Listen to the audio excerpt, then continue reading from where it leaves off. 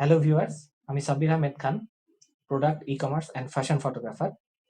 আজকে আমি কথা বলবো ক্যাননের budget zoom lens 55-250 image stabiliser সহ যেটা, সেই লেন্সটাকে আপনারা খুব সহজেই ম্যাক্রো লেন্সে কনভার্ট করতে পারবেন অল্প খরচে একটা এক্সটেনশন টিউব ব্যবহার করে। আসুন দেখে নেওয়া যাক ইনস্ট্রুমেন্টগুলো কি কি।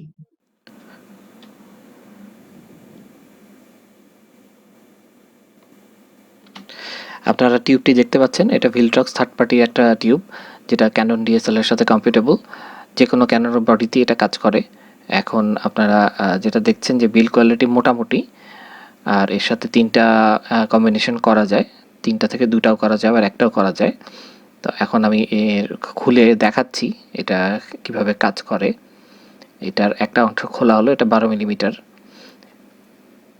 এর সাথে অটো কানেক্টর আছে, যেটার কারণে অ্যাপারচার এবং অটো ফোকাসটা কন্ট্রোল করা যায়। আগে আমরা ম্যানুয়াল টিউব ব্যবহার করতাম, যেখানে এই ফিচারগুলো ছিল না, কাজ করতে খুবই অসুবিধা হতো। এখন আমি ক্যামেরার বডিতে লাগিয়ে দেখাচ্ছি আপনাদেরকে এটা কিভাবে কানেক্ট করতে হয়।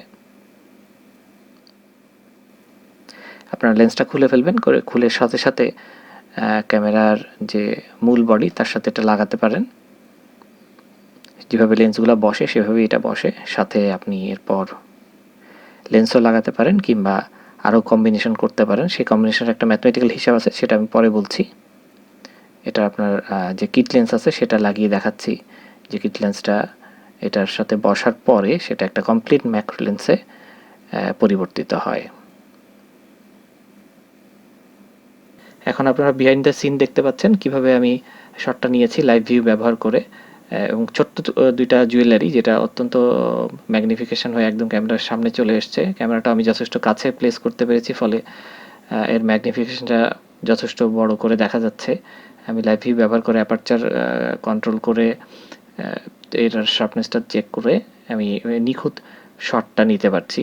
আপনারা দেখছেন যে লাইভ ভিউ শ্যুটটা।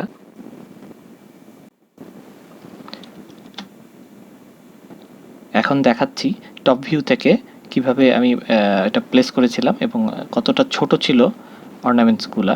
আপনারা দেখতে পাচ্ছেন প্লেসমেন্ট এবং তার ডিস্টেন্স ফ্রম দ্য লেন্স,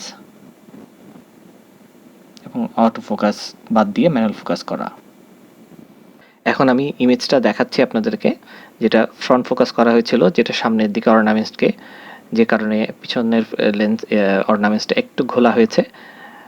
আর আপনারা শার্পনেসটা বোঝার জন্য আমি এখন এটার ক্রপ জুম দেখাচ্ছি, যেটা দেখে আপনি বুঝতে পারবেন যে এটার শার্পনেস এবং স্ক্র্যাচেস যেগুলো আমি ক্লিন করিনি, যেখানে ক্রিস্প শার্প দেখতে পাচ্ছেন, এবং যে ধুলাগুলা ছিল, যে স্ক্র্যাচগুলো ছিল, সেটা পরিষ্কার দেখা যাচ্ছে।